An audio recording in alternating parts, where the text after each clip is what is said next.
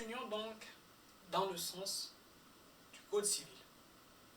Un élément très important dans les transactions contractuelles, c'est que les actes juridiques ayant une valeur dépassant 1500 euros doivent être administrés au moyen d'une preuve littérale.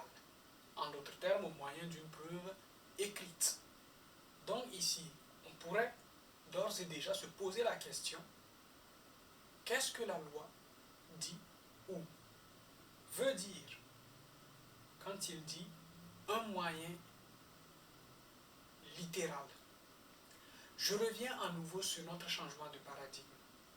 Avant l'apparition du digital, avant l'apparition de PC, de Mac, nous utilisions le papier.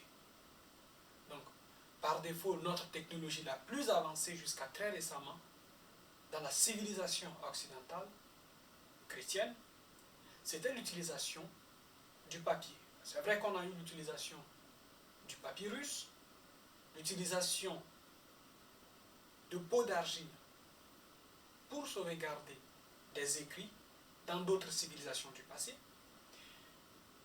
Mais aujourd'hui, l'un des nouveaux modes d'écriture, ce n'est plus simplement le papier, mais c'est aussi tout ce qui est digital. À partir d'ici et tout au long de notre exposé, nous allons incessamment nous poser une seule question, qui est de savoir si la loi sur la preuve dans le Code civil était peut-être assez neutre pour prendre en compte toute forme d'écriture.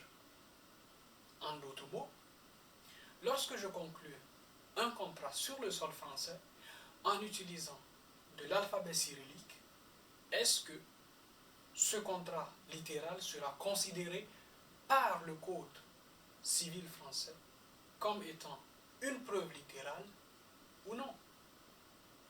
Étant donné que je parle russe, si je fais demain une transaction contractuelle avec un russe qui ne comprend que du russe, étant-nous sur le sol français, d'où le fait que, bien souvent, on demande à ce qu'il y ait une traduction qu'il faut légaliser, soit à l'ambassade, soit au ministère, soit de l'Intérieur, soit des Affaires étrangères. Est-ce que ce contrat sera valide? Question sur laquelle il faudra penser tout au long de cet exposé.